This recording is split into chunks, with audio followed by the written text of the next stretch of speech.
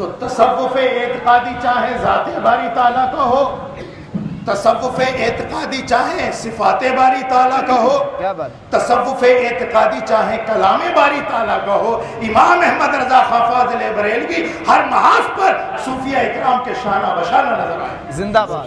اب آگے چل کے بات ہوتی ہے اللہ کی ذات کے بعد ذات مصطفیٰ۔ سبحان اللہ۔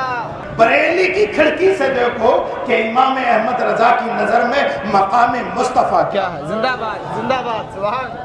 اعلیٰ حضرت فرماتے ہیں وہ لوگوں جس طرح سے مرتبہ وجود میں توجہ چاہوں، زندہ باد، جس طرح سے مرتبہ وجود میں صرف ذات حق ہے، باقی سب اسی مرتبہ وجود سے موجود ہے، اسی طرح سے مرتبہ ایجاد میں صرف محمد الرسول اللہ کی ذات ہے، باقی سب اسی کے نور کا۔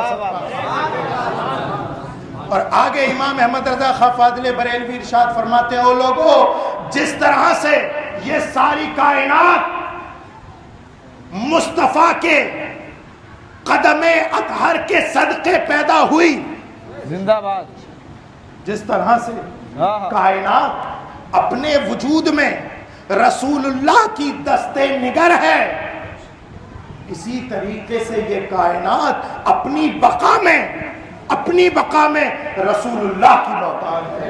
فرماتے امام احمد رضا خان فاضل بریلوی آج ہی اس کائنات سے مصطفیٰ کی ذات ہٹا دی جائے، یہ کائنات دفعتاً فنا ہو جائے گی۔ فرماتے ہیں وہ جو نہ تھے تو کچھ نہ تھا، وہ جو نہ ہو تو کچھ نہ ہو، جان ہے وہ جہان کی، جان ہے تو جہان۔ زندہ باد۔ مقام مصطفیٰ امام احمد رضا کی نظر، زندہ باد، مقام مصطفیٰ دیکھیں، زندہ باد حضور۔ اور آگے چل کے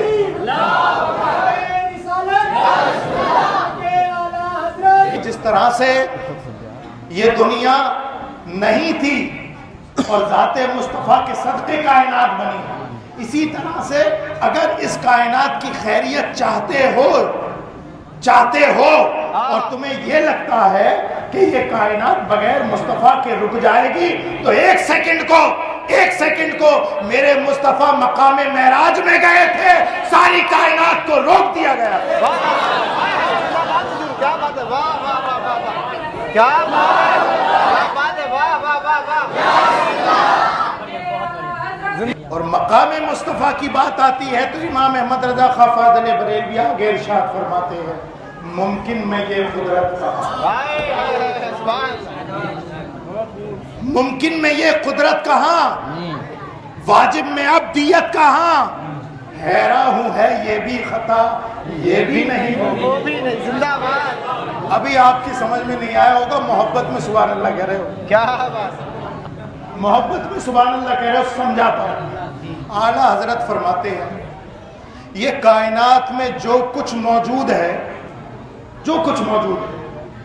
ہم نے یہ جانا یہ دو قسم پر ہے، توجہ چاہوں، کیا بات ہے حضور، دو قسم پر ہے کائنات میں جو کچھ موجود ہے، دو قسموں پر ہے، یا تو واجب ہے یا ممکن ہے، یا تو واجب ہے یا ممکن ہے۔ اب سوال یہ پیدا ہوتا ہے ہم ذات رسالت کو کس میں شامل کریں، زندہ باد۔ ہم اگر ذات رسالت کو واجب میں شامل کریں تو رسول اللہ واجب نہیں ہو سکتے، اس لیے کہ واجب بندہ نہیں ہوتا اور ہمارے نبی بندہ ہے، واجب بندہ نہیں ہو سکتا اور ہمارے نبی بندے ہیں۔ اب رہ گیا ممکن، تو فرماتے ہیں اگر ممکن میں شامل کریں تو جو تصرفات، جو اختیارات اللہ رب العزت نے مصطفیٰ کو دیے ہیں وہ اور ممکن میں کہاں ہے، کیا بات ہے، کیا بات ہے، زندہ باد۔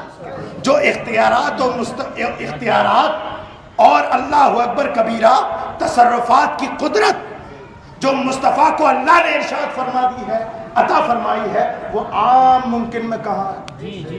چشم زدن میں سرکار آسمان پر، آسمان سے لامکا پر، اور اسی آن میں پھر اپنے بستر پر انگلی کا اشارہ کرتے ہیں تو چاند کے دو ٹکڑے ہو جاتے ہیں، انگلی کا اشارہ کرتے ہیں تو ڈوبا ہوا سورج پلٹ آتا ہے، جانور بات کرنے لگتے ہیں، پتھر صلاۃ و سلام پڑھتے ہیں، درخت اپنی جگہ چھوڑ کر بارگاہ مصطفیٰ میں حاضر ہو جاتے ہیں۔ دنیا کے بڑے اقتدار کے لوگ حامل اس دنیا میں آئے، بڑی بڑی سلطنتیں لے کے آئے، لیکن جو مقام مصطفیٰ کو دیا گیا کسی بادشاہ کو نہ دیا۔ نعرہ تکبیر، نعرہ رسالت، عید میلاد النبی، سرکار کی آمد، سرکار کی آمد، سردار کی آمد، مکی کی آمد، مدنی کی آمد، علماء اہل سنت، سید ریحان میاں صاحب قبلہ، نعرہ تکبیر، نعرہ رسالت۔ اللہ فرماتے ہیں نہ تو وہ واجب ہے کہ واجب خدا ہے، اور نہ ممکنات میں سے اگر دیکھے تو یہ قدرت اور یہ تصرف کسی کو حاصل نہیں ہوئے، تبھی تو فرماتے ممکن میں یہ قدرت کہا، واجب میں عبدیت کہا، حیران ہوں ہے یہ بھی خطا، یہ بھی نہیں وہ بھی نہیں۔ میں نے اس پر ایک تضمین کہی تھی کئی سال پہلے، تو نور ہے سایہ کہا، ہو جو بشر ہمسا کہا، تو نور ہے سایہ کہا، ہو جو بشر ہمسا کہا، پر خلق پر سایہ کنا، تیرا نہیں ہمتا یہاں، ہے ہی نہیں ایسا یہاں، جو پائے اب تیرا نشان، اس لیے کہ ممکن میں یہ قدرت کہا، واجب میں عبدیت کہا، حیران ہوں ہے یہ بھی خطا، یہ بھی نہیں زندہ باد۔ یہ جو کہا جس نے کہا وہ ہے فقط احمد رضا، شعر و سخن کا بادشاہ، تیری وہاں اوقات کیا، ریحان اب تو باز آ، رکھ دے قلم اور سن ذرا، ہے بلبلے رنگی غذا یا طوطیے نغمہ سرا، حقیے کے واسط ہے تیرا، یہ بھی نہیں وہ زندہ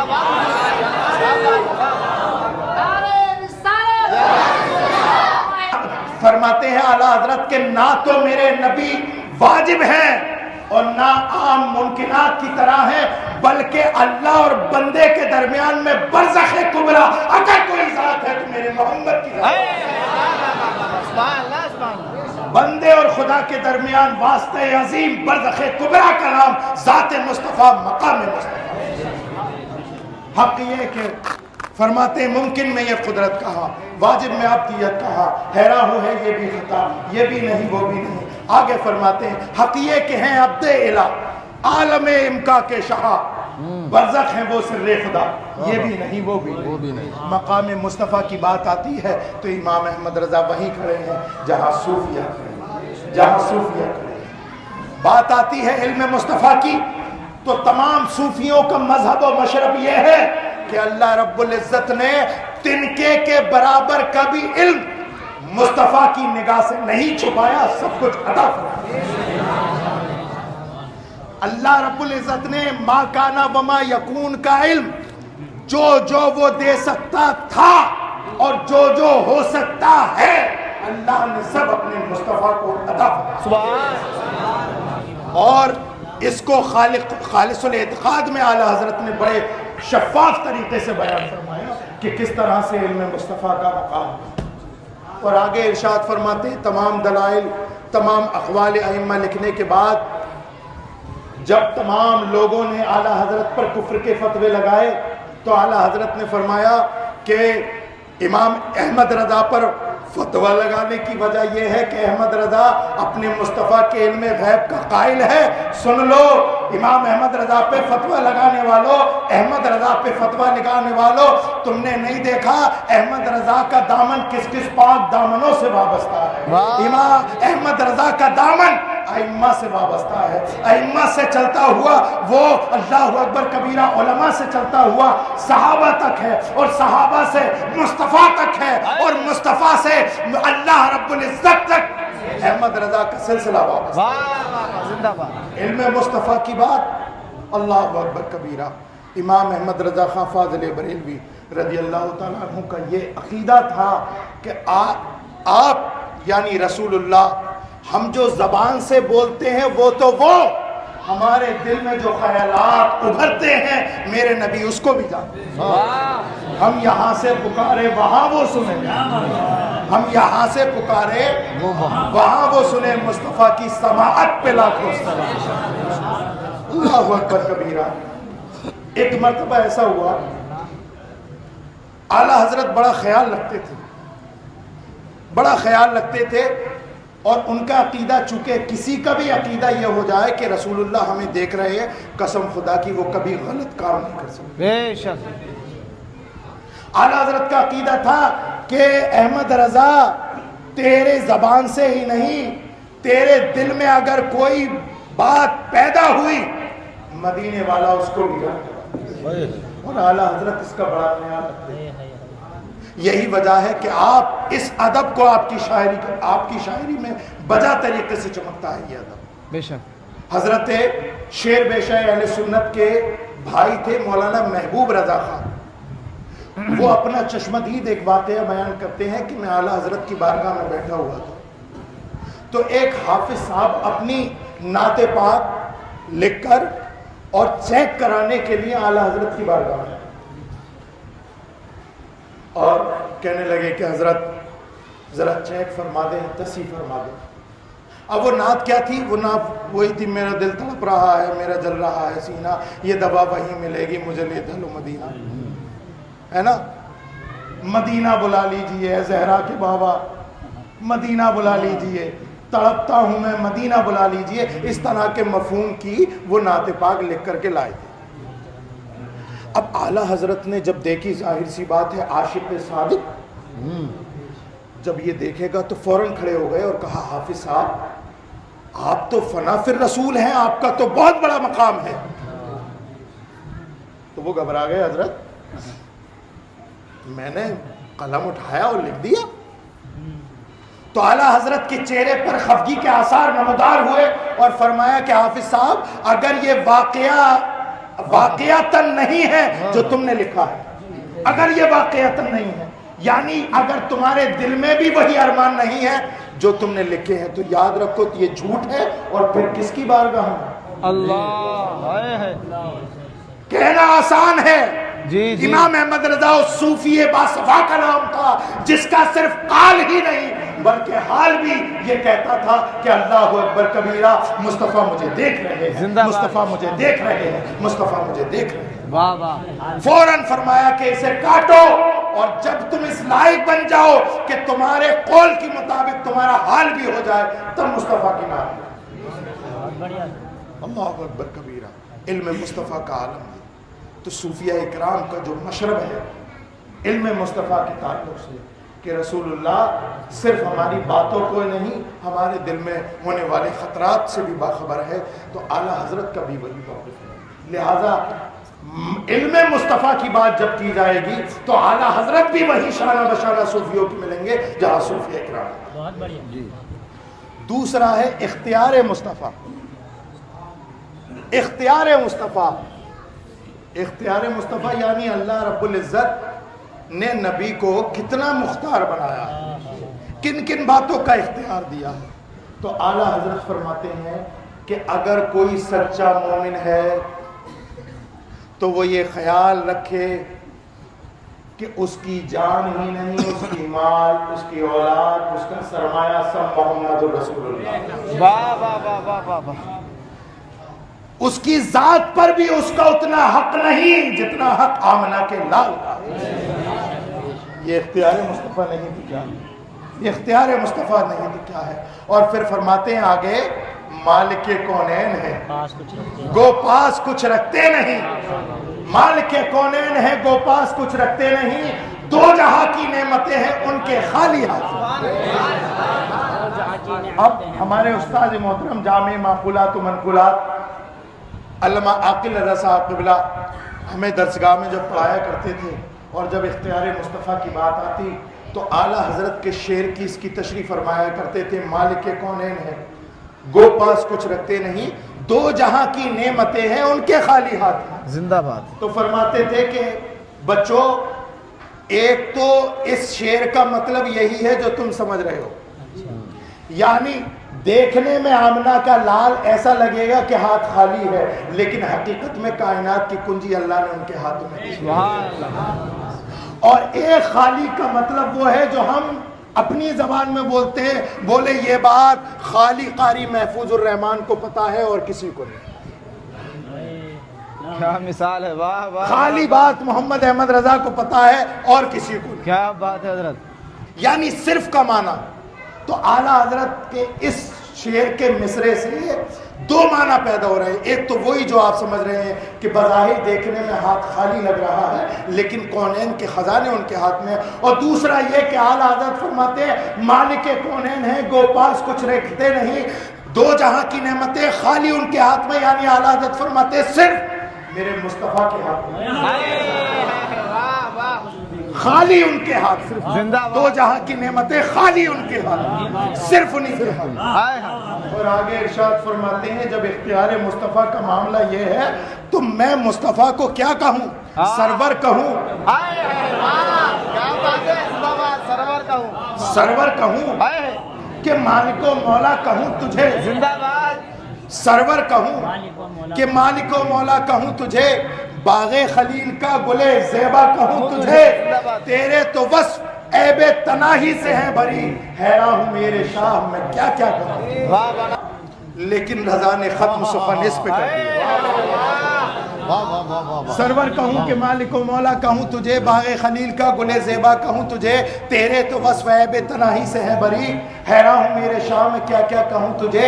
لیکن رضا نے ختم سخن اس پہ کر دیا، خالق کا بندہ خلق کا آقا کر دیا.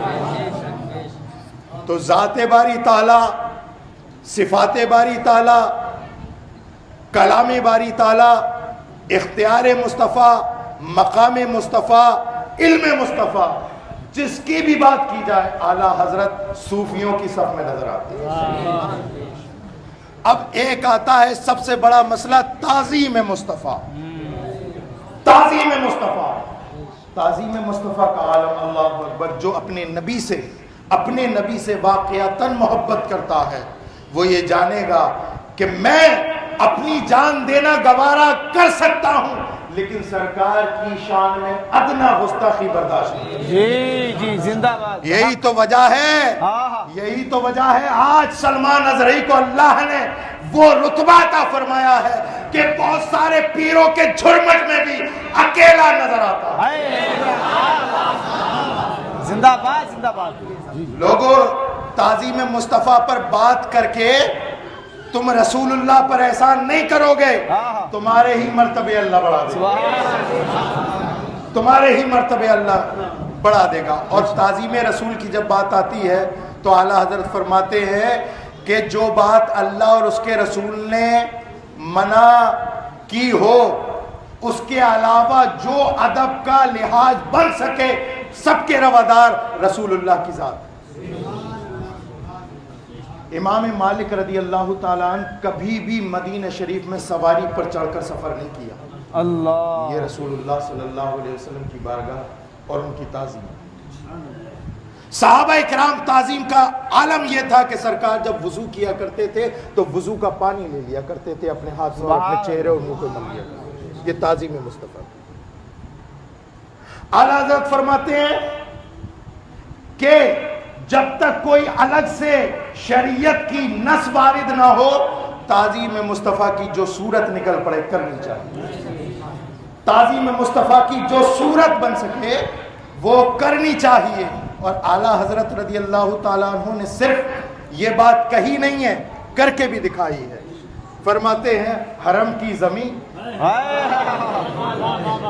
آپ تو رسول کی تعظیم کی بات کرتے ہیں، بارگاہ رسالت کی تعظیم، یہ حرم کی زمین اور قدم رکھ کے چلنا، ارے سر کا موقع ہے ہو جانے والا. زندہ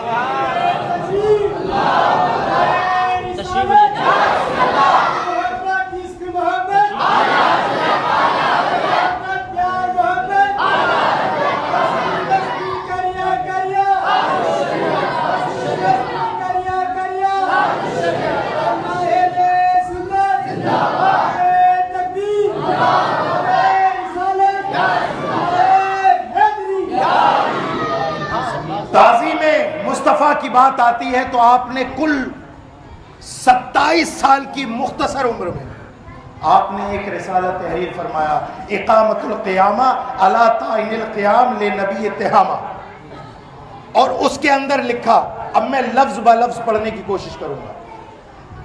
बारगाह रिसालत में अल्लाह रब्बुल इज़्ज़त आप सबको ले जाए। अब जब जाओ, अभी तक जो चले गए वो चले गए, लेकिन अब जाओ तो आला हजरत की इन जुमलों पर नजर रखना। आला हजरत फरमाते हैं जब दरे मस्जिद पर हाजिर हो, यानी सरकार की मस्जिद नबी पर हाजिर हो, तो फरमाते सलातो सलाम अर्ज करके तवक्कुफ करे, यानी खड़ा हो जाए, गेट पर खड़ा हो। आला हज़रत फरमाते और ये नियत करके खड़ा हो कि गोया मैं सरकार से हाजिरी की इजाजत मांग रहा हूं। सुभान अल्लाह।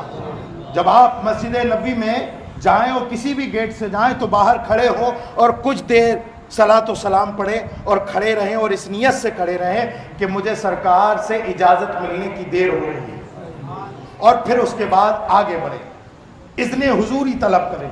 फरमाते इस वक्त जो अदब व ताज़ीम वाजिब है मुसलमान का कल्ब खुद वाकिफ है, यानी रसूलुल्लाह की बारगाह में जब हाजिर हो, आला हज़रत फरमाते हैं जब रसूलुल्लाह की बारगाह में हाजिर हो तो शोर न मचाएं, धक्का मुक्की ना करें, अदब से मवाजहे से जब गुजरे तो इस ख्याल और इस अकीदे के साथ गुजरे कि जिस तरह रसूल पाक सल्लल्लाहु अलैहि वसल्लम क़ब्ल अज़ वफ़ात बक़ैद हयात थे, आज भी अपने मज़ार मुक़द्दस में बक़ैद हयात, पर हमारे हर हरकत और सकनात को अपने सर की आंखों से देख रहे हैं। और फरमाते हैं जब मवाजहे पर हाजिर हो, मवाजहे पर हाजिर हो यानी सुनहरी जालियों पर, तो सरकार तो हज़रत आला हज़रत फरमाते हैं कि खबरदार खबरदार जालियों को छूने की कोशिश न करना, इसलिए कि ये भी बेअदबी है।